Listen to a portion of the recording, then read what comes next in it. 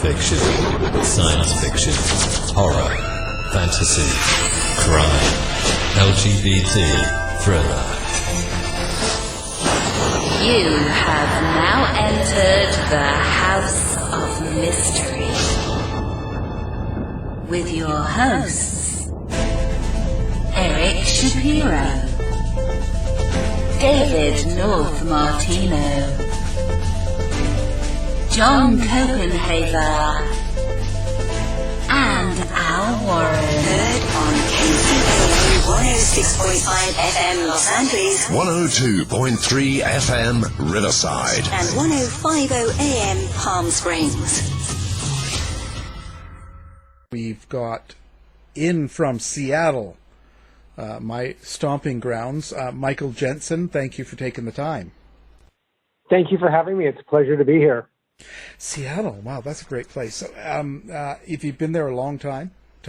Oh, that's a complicated question. I originally moved here in 1989, and my husband and I lived here until 2016, with a few other stops in different places. But then in 2016, we sold our house and decided to become something called digital nomads.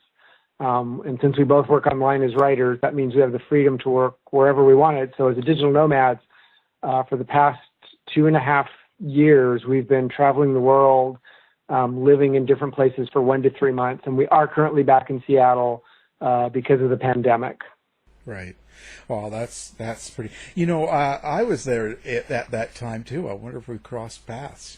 I was at UW in Seattle, and I was at C89.5 FM. Oh, okay. You know, yeah, no, I'm sure we would have remembered each other if we crossed paths. It's a big city with a lot of gay people. No.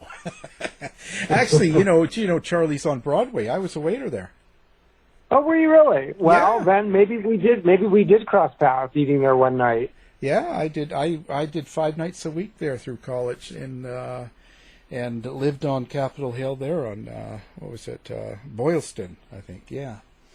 So yeah, we lived off of John, just down below where the Safeway is on 15th. So, you know, the odds are actually quite good. We walked past each other at some point. Well, there you go. See, it's small world, and rainy as usual, of course. Yeah, that was part of the reason we left. I loved Seattle, and I was fine with the weather until I wasn't. And one January morning, after we'd had 100 days of rain, I snapped, and I just said, I can't. We were already planning on leaving, and I just said, we have to leave sooner than we were planning on because I can't do this anymore. It was like a rain gauge that was filling up with water, and I was fine until we overflowed, and then that was it. I was done. Yeah. So was that your first murder? I refuse to answer that on the grounds it might incriminate me. Oh, there you go. Yeah, don't worry about it. So listen, your books, Man and Beast, Man and Monster. No. Right, correct. You used me on the cover, I see, but I don't remember giving permission, but that's okay. That's me. I modeled for that picture. Oh, Not true. No, boy, I was going to say. No, if that were true, you'd do that with all of your promo shots, you know. So, how did you start writing? When did it begin for you? Well, if you want to go way back, it would be the 6th grade. I was a very early reader from whenever I can begin, and our 6th grade project was to write a book. We had to write a book, we had to illustrate it, we had to come up with a cover and bind it. And when the teacher gave that assignment, it was a group project. I seized control with both hands and I would not let go because the idea of creating a book was so amazing to me. And I think that might have been the moment when I realized, oh, wow, it's not just these mysterious people who put books in bookstores that can write a book.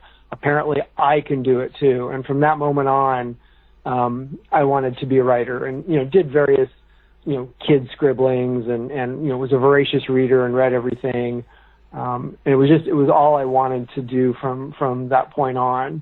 And then went to university and I studied business because I was 18. It was the last time I let anyone make a decision for me. My dad twisted my arm. But the minute I got out of college, I started figuring out how I could become a writer.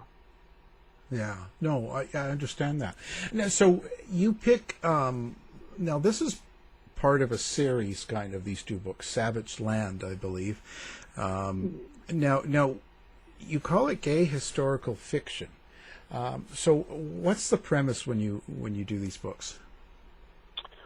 Well, the premise of the first book, it actually is based on a very famous American historical figure who everybody knows who he is, but people don't really give him much thought, and he's sort of considered a kid's subject matter. And I'm talking about an individual named John Chapman, and he's better known as Johnny Appleseed. And the whole idea for this book came about when Brent, my husband, was getting ready to interview Shelley Duvall about her fairy tale theater, and we were watching an episode of it that featured Johnny Appleseed, and the character was falling in love with, I think it was Molly Ringwald. I think she played the female role. And I don't know how I knew this. I don't know what went off in the back of my mind, but somehow I was watching the show. I thought, I don't think Johnny Appleseed ever fell in love with any woman. I don't recall that ever being part of his story. And so that sort of lodged in my brain for a little bit, and I kept thinking it over. And I've always loved history. It was my favorite subject in school. I love reading historical novels. And finally one day I thought, I want to do a little research. I'm curious, about this guy. So I dug up what materials I could, and it was mostly just the kid stuff, but if you dug deeper, you could find a few more serious books about him, written, 100, 150 years ago. And the more I got into it and read about his life, he started on the East Coast of the United States, and he really didn't fit in. He was born in Longmeadow, Massachusetts. And he kept making his way farther west, deeper and deeper into the wilderness. And as I'm reading it, there was no mention of any relationship whatsoever. He was never married in his life, never had any whiff of having a female companion. And I suddenly had this idea that this was a gay guy, as we would define it in the mid-1800s, who didn't fit in back east in civilization, so he headed west in order to become the person he wanted to be, to find the freedom he could. So that's my long way of saying I decided Johnny Appleseed, John Chapman, was the gay guy, and I built a story around the idea of his going west out into the frontier. And at that time in history, the frontier was, the wild frontier would have been western Pennsylvania and Ohio. And I created a whole story about what happens to him out there and how he eventually finds, true love. Well, how do you do that? Like when you, because you're talking to a nonfiction true crime writer here. I'm not in this fiction world at all. So how do you introduce fiction into a story? So taking a character that's known already and developing a story around something that we haven't really been confronted with before. So this idea that that Appleseed's gay, and you're developing a story, where does that come from for someone like you? Well, for me, it starts with research. I did 6 months of research, not just into John Chapman, but everything I could read about the frontier and people who were migrating west at that point. So I built a foundation of historical facts and knowledge that I could use to then create the world to come up with the story. And as for coming up with the actual story itself, and how I did that, that's a pretty ineffable thing. I mean, just lots of thinking and ideas popping into my head, and I always liked mysteries and thrillers, and so my brain kind of worked that way in creating the scenario, because John, he heads west. He's actually having a relationship with a major in the British Army in upstate New York, and they get discovered, and John has to flee to save his life, and so he runs further west. He's just running frantically, and he gets lost in the middle of winter, and he comes across this cabin in the middle of the woods. And for some reason, I've always been drawn to really isolated places. I think that's actually why I wound up in Seattle, because it was way up in the northwest corner of the United States, far from everything. And so I love the idea of putting John in the wilderness in this cabin with one other person who is pretending to be one thing and who turns out to be something else. And I've always loved the idea of being cut off alone in the woods and having to rely on yourself.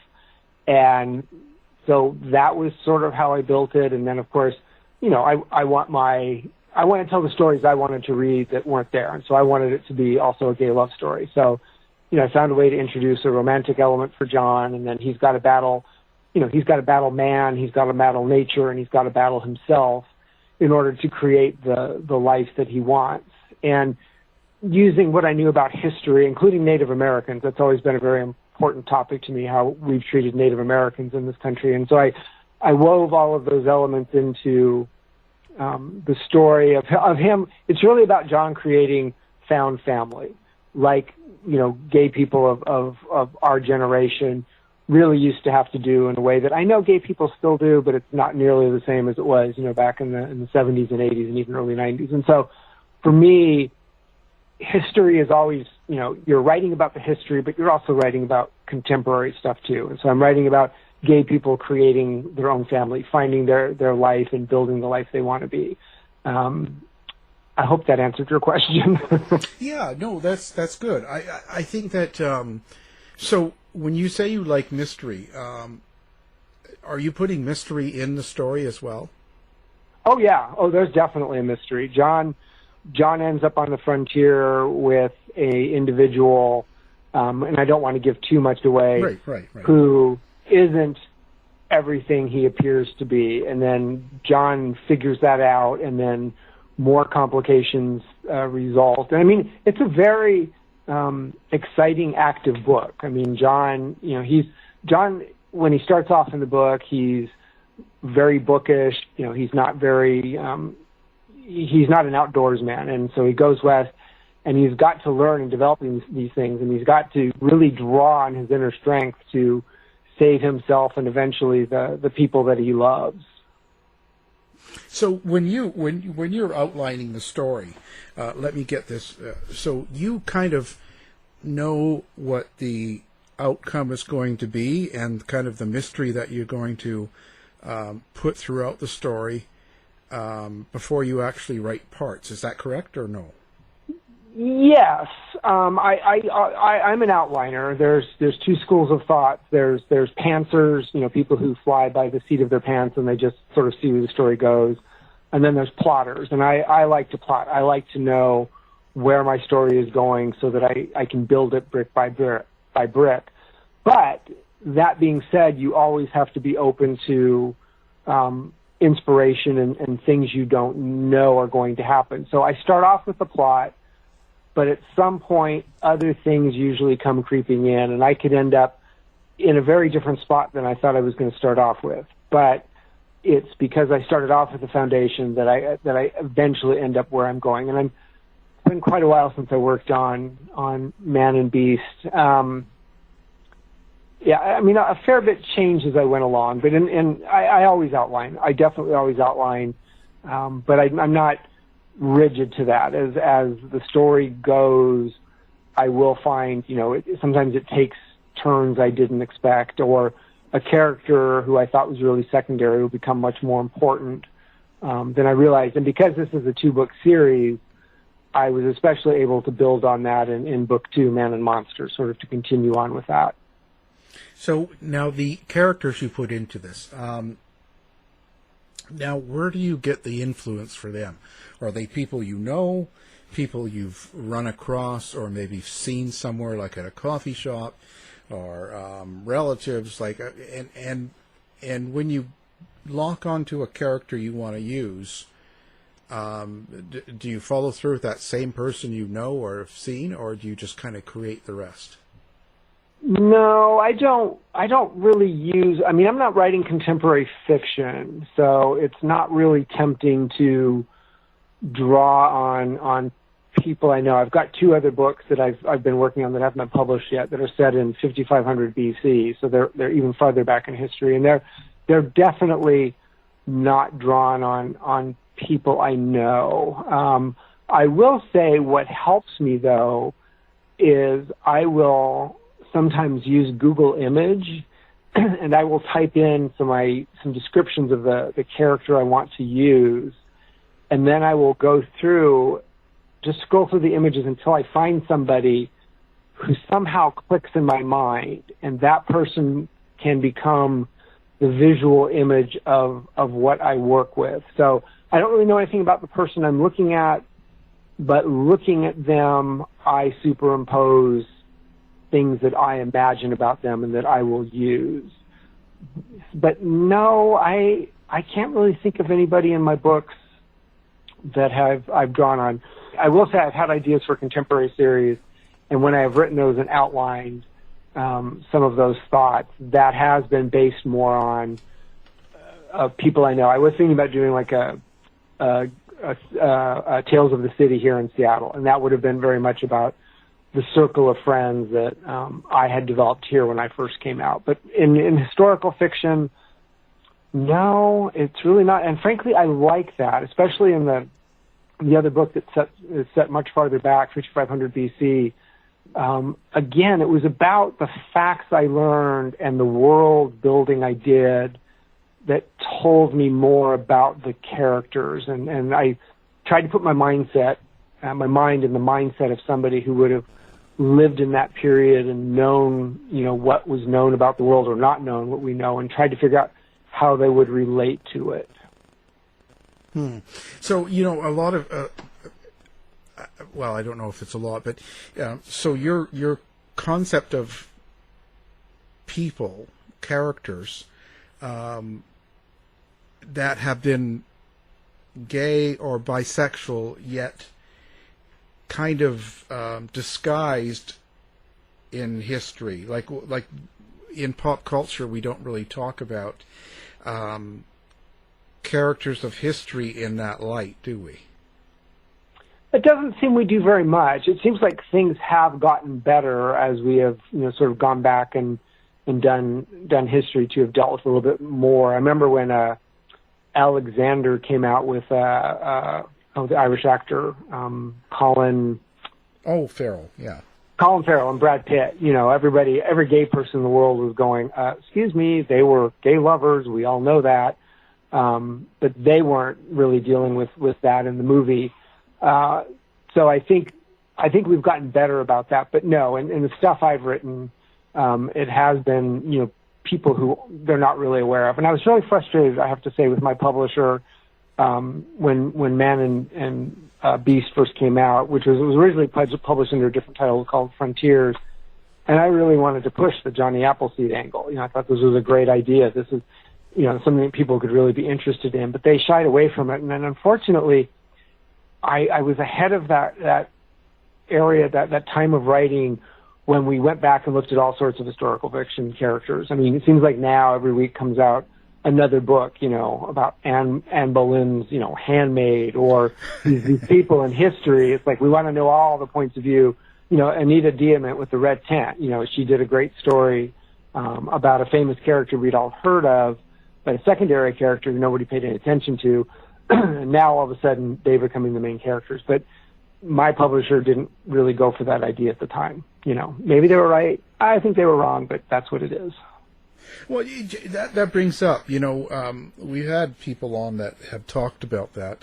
Do you think publishers are kind of still a little scared to get too involved in gay stories, especially when they become part of reality, part of culture, and that? Do you think that it's still hard to publish that type of book?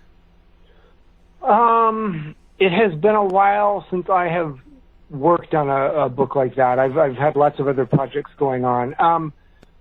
So I don't feel like I can speak directly to how publishing is going these days. What I know is going on in gay stories is I'm going to be a little critical of the gay male population. It feels like gay men, back when I wrote Frontiers and then the sequel Firelands, which both were, when I republished them later, they got new titles, Man and Beast and Man and Monster. It was very difficult to get gay guys to pay much attention to books. It was always a tough slog, and I'm sorry, it did not feel like it was about publishers not being willing to publish those books, because I had friends who were publishing novels with major publishers that were at least dipping their toes. And my husband, Brent Hartinger, wrote a book called Geography Club that became a teen classic, and that was published by a publisher. The gay male community has never been great readers. It doesn't feel like there have absolutely been, gay book clubs, and there are gay readers out there who've been great. But as a whole, it does not feel like our community has done a great job of supporting gay authors. I know lots of gay writers who said, I'm just not doing gay stuff because it doesn't sell very well. And obviously there can be the chicken and the egg problem. Did the publishers not push it hard enough? I don't know. What's fascinating to me about gay fiction, and I'm putting gay fiction in quotes right now, is that male-male romance has become a huge thing. And it's mostly written by straight women for straight women. Just tons and tons of those books. And I went to the Gay Romance Writers Conference a couple of years ago it happened to be in Kansas City. And there were gay men there, and there were gay writers, gay male writers there. But it was mostly a female-driven, the content was being produced by women and the readers were women. And I've been asked if that doesn't make me mad that the gay male market has become, male-male romance primarily for women. I want to be really careful in sort of talking about some of this stuff. But my initial answer is no. I think it's great. I think anybody should be able to write anything they want. And these women started writing these books. And writing a book is incredibly hard, and getting it out there and getting it published and promoting it, that's a hell of a lot of work. And they created a market. They found women who wanted to read, what they were writing. And gay men read that too. So I don't blame them for, some people say co-opting, gay romance or gay relationships. But gay guys write in that genre too. And it can be complicated, because then the question becomes, is it an authentic gay experience when it's a woman writing about gay men, and are they fetishizing gay men? And as a writer, I always push back against that, because I don't want to have to only write who I am. I don't want to only have to write, a gay white American male of a certain age. That's not what writing is about. Writing is about the ability to put yourself in other people's shoes and create characters and inhabit them. And yes, it's always a little more difficult, and especially these days more complicated in terms of own voices and, now I'm going down a whole rabbit hole of stuff. But I think I wandered really far afield from your question. No, I don't feel like publishers are shying away from it. It feels to me, if anything, pop culture is embracing gay content more than ever. I mean, you look on Netflix, and there was the movie Love, Simon came out, and now there's a series based on that. It feels like we actually have, gay TV shows on TV now. What was the Ryan Murphy about the drag queens on FX? It feels to me like the world we've been fighting for. I used to run a website called AfterElton.com, which was focused on gay and bisexual men in pop culture. And back then we scraped to find characters to cover. Any minor character who showed up in an episode, we would write about it. And today it's, we're awash in gay stuff. There can always be more, there can always be better. But I don't feel like the problem with today's world is that gay stuff is harder to sell. And as a matter of fact, my husband and I have written a memoir about our travels as digital nomads, and we've been talking to different agents. And one of the agents was really excited. He said, the gay angle is going to be great. That's something really fresh and different that is going to make you guys stand out. If you talk to a writer who is dealing in contemporary gay fiction, you might get a different answer. Oh, yeah, I have.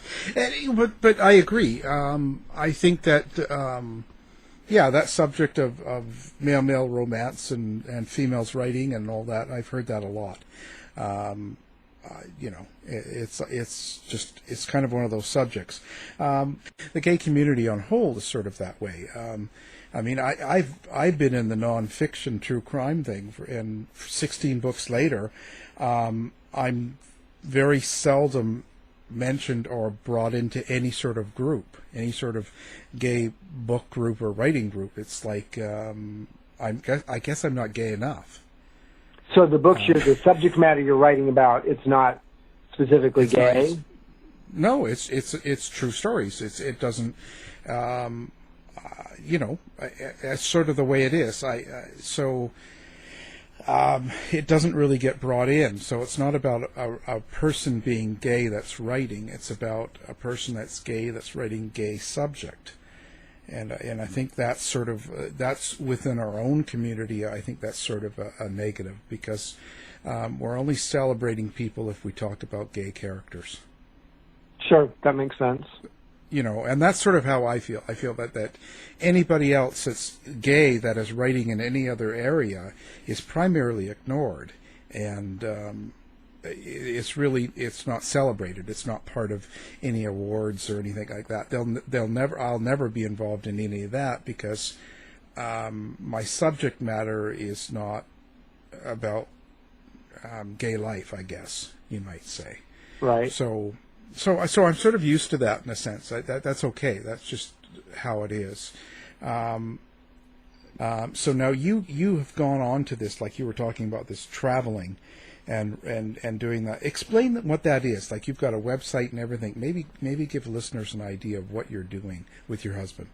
Sure. The website is called Brent and Michael Are Going Places, and it's all about how we basically reinvented our lives. We became something called digital nomads, and it actually, not to go down the political rabbit hole, it actually started the night Trump got elected. We had a house here in Seattle, and we've always talked about traveling. I've lived overseas before. I finished high school in Australia. We love traveling, but we'd always talked about going and living overseas, and yet, for various reasons, it just wasn't happening. There's always a reason to keep us here. Well, the night Trump got elected, we were so upset and so horrified, we said, we need to do something. And that something is, let's get out of here. We think things are going to go badly under Trump. Let's sell the house and get out of here. And so he was elected November 6th, and I believe we closed on selling the house on January 7th. So we literally did it in about, a 2-month period.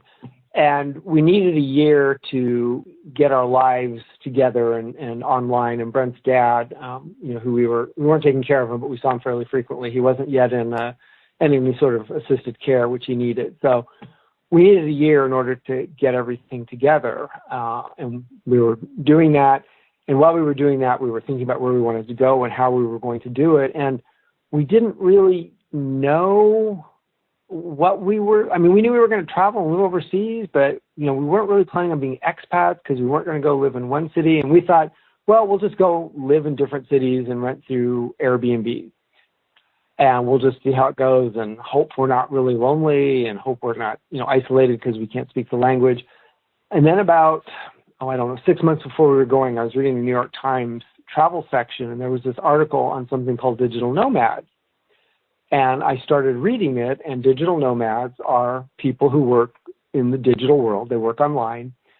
And because they can work anywhere in the world, they travel around and live in different places. And not only are there digital nomads, there's a whole digital nomad community. There are locations that have become digital nomad hubs, like Chiang Mai, Thailand, or Koh Lanta, Thailand. Tbilisi, Georgia is one. And we heard about something called co-living and co-working. And co-living, I describe it as an upscale hostel. You go and you stay in a location and you're living with a group of other people. You have your own private room and usually your own bathroom, but otherwise you share, the kitchen and common spaces and workspaces. And we thought, well, that sounds like what we want to do. And so we plunged into it, and we just immediately loved it. And we thought we should write about this. So we started Brent and Michael Are Going Places, so we could chronicle our journeys, our thoughts, talk about the people that we're meeting, and just go about living our lives. And the longer we did it, the more we it changed us and opened us up. In Seattle, I was I don't know that I want to say I was a loner, but I was close to a loner. You know, the climate here is often dark and dreary much of the winter, and you don't really get out that much. And I was a writer. I was focused on my writing, so I spent a lot of time by myself. I did not think of myself as a social person. And then all of a sudden I'm doing co-living where I'm living with, you know, between 10 and 20 or 30 other people. And all of a sudden I'm finding, oh, wow, I'm actually much more social than I realized. And I really like this side of myself. I really like being able to do these things.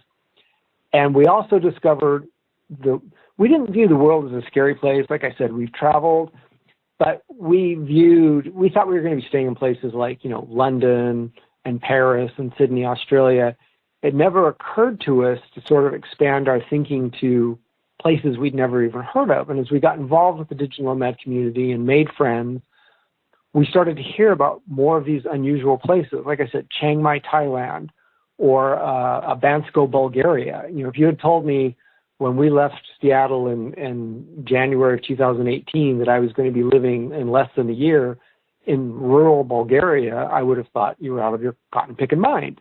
And yet all of a sudden I was, and I realized this is really a fantastic, amazing place that I'd never heard of. What other places haven't I heard of? So it really expanded our thinking about the world and about travel and all the amazing places to see that no one has ever heard of. And a lot of times people confuse digital nomads with being on vacation or being a regular tourist or being a lot of people think digital nomads are rich trust fund babies. And trust me, most digital nomads are not trust fund babies, and they're working quite hard. And we got to know these people and fell in with this community and started seeing all of these other places to go to. And it really changed everything we thought about the world and how to live. And part of, we started travel blogging, and part of what we want to do, and this is what we're doing with our memoirs, we want to share this with the world. We want more people to know about this option, especially, younger people. There's a lot of people going to a backpacking year, traveling around Europe for a bit, and they're more plugged into just being digital from the beginning. And we think people in their 30s, 40s, and 50s are really missing an opportunity and a way to live. And frankly, with COVID has stopped travel for the moment, but it has also introduced a lot more people to the idea of remote working and living at home, working from home. And so we think when this is over, there is going to be a real opportunity to tell people about this whole other way of living, this whole way that will change how you think of yourself and how you think of the world. That's interesting. So when you left, was it primarily out of fear of what the country was going to become under Donald Trump? I'm not going to say it was primarily fear, because I've lived overseas before. I've loved travel. I've loved living overseas. I almost did not come back from Australia. I almost immigrated there when I was 21, 22. And we'd always talked about going and living overseas. That was always a big part of the draw. But yes, I mean, Donald Trump's getting elected made me view America in a different way. I've always had problems with certain aspects of America. I think certain parts of America are fantastic, but there have always been things where I feel like I just didn't quite fit in here. I felt like I fit in better in Australia and in Europe. And I also, and Brent especially, had a bad feeling about how things were going to go under Trump. He was just convinced it was going to be a disaster, and I was pretty much convinced of the same thing. So fear was part of it. I wouldn't say it was the primary motivation. I'd say it gave us the kick in the pants that we needed to go ahead and make this thing that we'd always thought about doing. Yeah, kind of the spark. Yeah, it was. So when you go to these other places, that's interesting.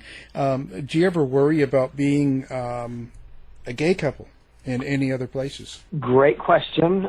When we started out, we did wonder what the reaction was going to be, especially in certain countries. And we actually started off in Miami, sort of dipping our toes in the water, partly because I had that meltdown that January morning about staying in Seattle. It was like, I can't live here any longer. And so we wound up leaving 6 months earlier in Miami. And so there we were living with, well, first of all, digital nomads are pretty cosmopolitan people. These are people who work online. They're world travelers. They're open-minded. They're a pretty diverse group of people, not necessarily racially, as racially diverse as it should be. But, you know, we weren't worried about that exactly. You know, and we're a little bit older, so we weren't sure exactly how it was going to go. And ironically, I remember I think we'd been in Miami 6 weeks living with, you know, digital nomads come and go. So it's like a hostel. You know, some people are there, overlap with you for a long period. Some people are there for a couple of days. And I think we'd been there 2 months before anybody asked us a question about being a gay couple. They just simply accepted us. Gay people were part of their world. It wasn't like it was like, oh wow, a gay couple. It was like, oh, they're Brent and Michael, and at some point in their mind they registered they were gay. So people weren't ignoring it. It's not like they pretended we weren't a couple, but it wasn't like that was the most interesting thing about us. And I remember the night somebody finally did ask us something. It was like, oh, this is the first time it's come up. So that's the first half of your question. In terms of the community itself, not an issue, just totally not an issue. That being said, we have lived in some countries that are less tolerant than others. And when we first went to Bulgaria, I sent a message to the fellow who runs the co-working place there, and I said, look, you know, we're a gay couple. This is an Eastern European country, used to be under the Soviets. Should we be uncomfortable coming here, or is it going to be okay? And he's like, don't even think about it. It's going to be fine. Come here. Don't worry. Went there. Wasn't a problem. And then last year we lived in Tbilisi, Georgia, which I did not know where it was before I became a digital nomad. So your listeners should not feel bad if they're going to Tbilisi. What's it? Not Georgia in the United States. This is Georgia. It's not close to Atlanta. Yes, exactly. Not that one. This is all the way on the other side of the Black Sea. So it borders Turkey, Russia to the north, Armenia to the south, and then I believe it's Azerbaijan to the west. And so it's considered the most homophobic country in Europe. It's trying to be part of the EU, so legislatively, the laws and the books are all there to protect gay people, but the Georgian Orthodox Church has a lot of sway there, and they've had a lot of difficulties with gay issues. They've been trying to hold Pride for a couple of years, and they've ran into problems. And, you know, I checked with some people that were living there, and we heard some negative things, but ultimately we decided to go. And we lived in Tbilisi, which is a city of about 1 million people. And people did say, you know, Tbilisi, it's an urban city. You know, cities tend to be, you know, more gay friendly. And so we went there, and, you know, we personally had zero problems. And part of that we chalk up to something we call the weird foreigner rule. And that's when you're a foreigner in a different country, especially the more foreign you are. So being Americans, which were not common in Tbilisi, Georgia, you're just sort of not viewed at like a real person. You're a little bit like a unicorn. You're this thing that the regular rules don't apply to. You know, you're not part of their society, so they're not expecting you to, you know, fit in exactly. And so we never had any problems. We make it a point as digital nomads to get to know the local community. Part of what's being different about being a digital nomad as opposed to a tourist is we don't go somewhere for 1 or 2 weeks and stay in a hotel and run out and see the tourist sites. We're living there. I mean, in Tbilisi, we lived in a former Soviet-era apartment building with Georgians, you know, that we saw every day riding up and down the elevator, and we shopped at the local fruit and veg store, went to a local co-working place. So we had digital nomad friends we did things with, but our day-to-day life was part of the community. And we really love that because we get a much better sense of a place than if you just go and see the tourist highlights. And you know, there can be a language barrier, but you do get to know people to a certain extent. And we did get to know the local Georgian gay community, including the fellow who leads the most prominent gay rights group in Georgia. And I interviewed him for our website, and we talked with him, and still friends with him and follow what's going on there. And you learn the world is much more complicated than you think. You hear from way far away that Georgia is really homophobic and, you know, it's got real problems. And then you go there and you find, yeah, it's not America. You know, it's not Canada. It is, the church does holds a lot more sway there, and people are more closeted. But on the other hand, they are living their lives, and they're happy, and they're dating, and they're fighting for equality. And by being there, because you do ask yourself a question: should I go to a country that is not supportive of gay rights? In Georgia, it's a little more complicated because, like I said, the government is supportive on the books. They don't always enforce it. But we decided that by going there and being an out couple and getting to know local Georgians and sort of telling them about our lives and gay Georgians as well, sort of saying, here's how we live and here's how you can be. We're not there to teach them, but I don't know, we show them something else and we let them see the world is a bigger place, which frankly the internet was already doing. And I think Georgia is making lots of steps in the right direction. But to answer your question, we haven't been anywhere where being a gay couple has ever once come up or been an issue or made us feel uncomfortable. To the contrary, we lived in southern Italy for a while, which is also very conservative, and the co-living situation we were living in, they wanted us to do a night where we spoke to a gay group, and we went and spoke to them, and we had this fantastic reception, and they were talking about all the things they're doing to make their lives better. So not only has it not been a problem, it's actually been a really good thing. It's been really great to get out there that way. Yeah, I think it's totally interesting. I think it's the way to go. You meet, and you get involved in the lifestyle and the way it runs in that place, that country or city, and that's how you learn, right? Yeah, absolutely. I believe that anyway. Absolutely, yeah. and go ahead. That's fascinating. I was just going to say it's a fascinating way to be. I think that's great. With all of so were you traveling at the time that the COVID was hitting? We were. We were in Mexico City, which, again, sort of going back to the places you don't think you're going to live, I think because Mexico borders the United States and we're very familiar with it, we kind of take it for granted. People go down to Puerto Vallarta and Los Cabos, but they don't ever think of the other parts of Mexico. At least we didn't. I guess I shouldn't project onto other people. And we went to Mexico City because some of our digital nomad friends were going there. And Mexico City turned out to be this amazing, fantastic city. I mean, yes, there's poverty there, but it's incredibly cosmopolitan. It's got amazing history. We just love living there. And we were there when COVID happened. We were supposed to be moving to a much smaller town called Oaxaca. And, we started hearing about this virus in China and what was going on. And it's funny, I'm normally the one who pays attention to these things and starts to think things are going to be bad. But this time, I don't know. I think I thought, this is just another virus scare. And so Brent was paying a lot more attention to it and sort of talking about it. And I kept saying, this isn't going to be that bad. We don't have to worry about it. And then I started to pay more attention and realize what was going on. And we started talking to our nomad friends saying, we think this is going to be something really serious. And we finally made the decision we'd arrived there January 1st, and I think we left about March 10th. We finally decided, as much as we hated to do it, we decided to come back to the U.S. And a friend of ours, one of our digital nomad friends, was coming back to Austin, where her parents have this house, and it turned out to be a pretty big house. But she said, why don't you come stay with us for a while until we see what's going on? And so we lived in a town called Georgetown on the outskirts of Austin. We were there for about 2.5 months. And, finally it was like, we don't want to overstay our welcome with our friend. And we decided to come back up to the Pacific Northwest. And frankly, we were also looking at how Texas was treating the virus. And we thought, we do not want to be here because it's going to get a whole lot worse. So, we're up here. We were supposed to go to Iceland on July 10th, but they looked like they were going to be open. But then they changed their mind. We're doing so badly with the virus in this country that basically nobody wants us.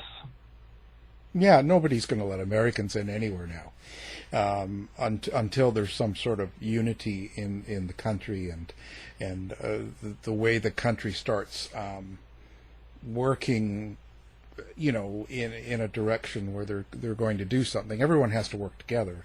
The country's just all over the place, so it's just no. Well, honestly, we going back to Trump, we said one of the reasons we left is because we thought he's going to botch things. He's going to run this country so badly that, some crisis is going to come up and he's not going to handle it very well. We just did not imagine it was a crisis that was going to end up forcing us to have to come back, to the U.S. Yeah. Well, that's the problem. I think a lot of people get caught up in their politics and they get someone in there, not the standard. But the thing is, you need to have experience in what you do, and as soon as something hits the fan, that's when your experience and your ability to do your job kicks in. And it was a terrible choice. Well, it's fascinating. I mean, having we've lived in I think 10 different countries now over the past 2.5 years, and so we know people in every country, and we're following what's going on. And I mean, it's an embarrassment. I mean, it's amazing to hear our friends in much poorer countries. I mean, Tbilisi, Georgia, is not a well-off country. I mean, this is a country that struggled under the Soviet Union, and then post-Soviet Union, it was in difficult periods, and they had a revolution and then a war with Russia. I mean, they are not a country with the great resources of the United States, and yet they've handled the virus in an amazing job. And we recently wrote an article about this we write a column for LGBTQ Nation, and it was with the provocative title, "Are Americans the stupidest people in the world?" And it was based on, looking at how the rest of the world, even really poor countries, for the most part, with the exceptions of Mexico and Brazil, have really pulled together as one to deal with this virus. And I think COVID has laid bare the problems that most of us already knew existed in America, and just how bad it is. And it's been sad to see our friends, who even under Trump, they sort of looked at Trump as an aberration, look up to America. And now we see that eroding massively. I mean, a friend in the Philippines recently got in touch, and he said, we're a poor country, and yet, we've come together to protect our elderly people and do what we can to keep this disease from spreading. And, what is wrong with you people? And it's like, I can't answer that question. Well, nobody looks to the U.S.'s leadership anymore. No. That's gone. Yeah. And that was right off the get-go, as soon as that came in. And the ally countries are not in the same, cohesive, friendly position that they were before. So everyone's standing back and sort of letting Trump do what he's going to do, and kind of waiting for it to go. But there's no point in looking toward U.S. as a leadership in sort of anything. But see, that's what's interesting with COVID. It's no longer just the leadership. People are honestly horrified that wearing masks is an issue in the United States. They're just like, you're fighting about wearing masks. Men don't think it's masculine to wear masks. I mean, how can you be a sane country and just not being willing to put on masks, or to claim that your freedoms are being infringed because you're asking to wear a mask? So, really for the first time, because when we first started traveling, we were worried how people were going to react to us as Americans because of Trump. And for the most part, their attitude was, look, we know Americans, there's a lot of crazy Americans, but for the most part, we think Americans are pretty great, and you ones traveling over here, you obviously want to see the rest of the world, and you're interacting with the rest of the world, and you're interested in the rest of the world, and we think you're cool. But this time, this is the issue where they're finally looking at us and going, I mean, literally, they think we're crazy. They just look at us and think we have lost our marbles. Well, it's crazy behavior. A lot of the behavior, it's about, it is really a political thing. It's not, there is the loonies too, but I think for the most part, the mask is really about a political statement. It's about, Donald Trump is about freedom, about, Christianity, religion. It's about, America first. And so the mask is just part of that. So, but the other half of that equation, I agree absolutely with what you're saying. But there is another element, and that's that some Americans have become very anti-science and suspicious of science, and they don't believe experts. It's like, I don't, no, it's all a hoax. So, I mean, there is a doubt of what science tells us. The whole anti-vaxxer thing, that taps into that as well, that we've become suspicious of those things. And we're the country that invented alternative facts. Yeah, it's really the death of expertise in the U.S. Yeah, so, absolutely.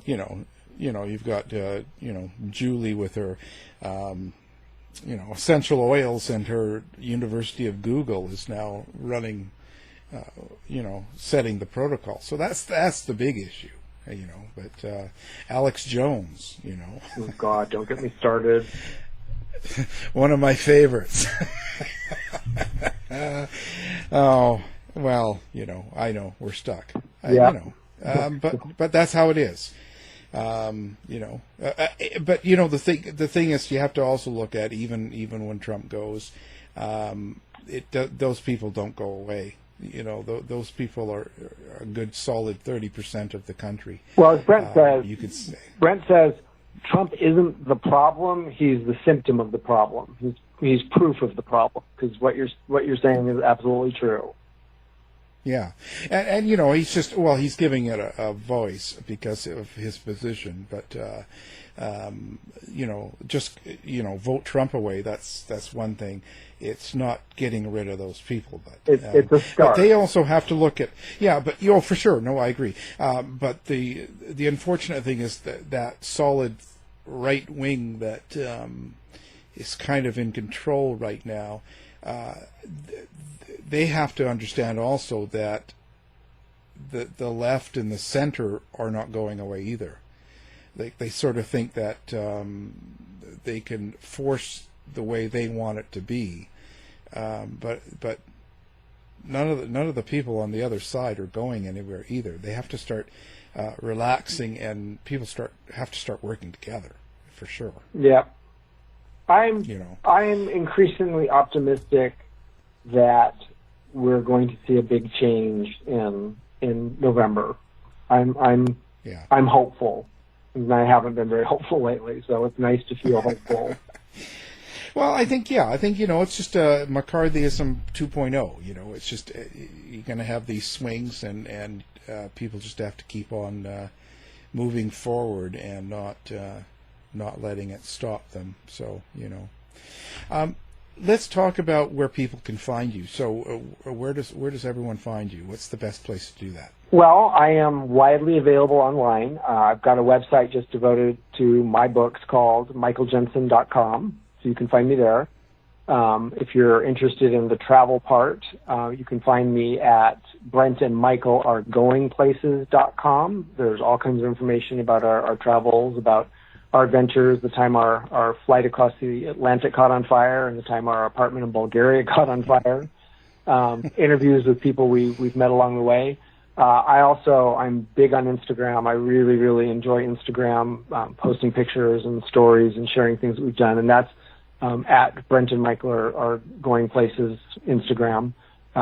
We also have a Facebook site, Brent and Michael are Going Places, and Twitter, Brent and Michael are Going Places. So if you look for us on social media, you will find us there. And I love it. I love chatting with people. I have been talking with people. This week I have chatted with people, in the Philippines, in Mexico, in India, in Pakistan, just all over the world. And I really love that part of it. So, I'm happy to do that. Okay. And what's your Grindr? No, just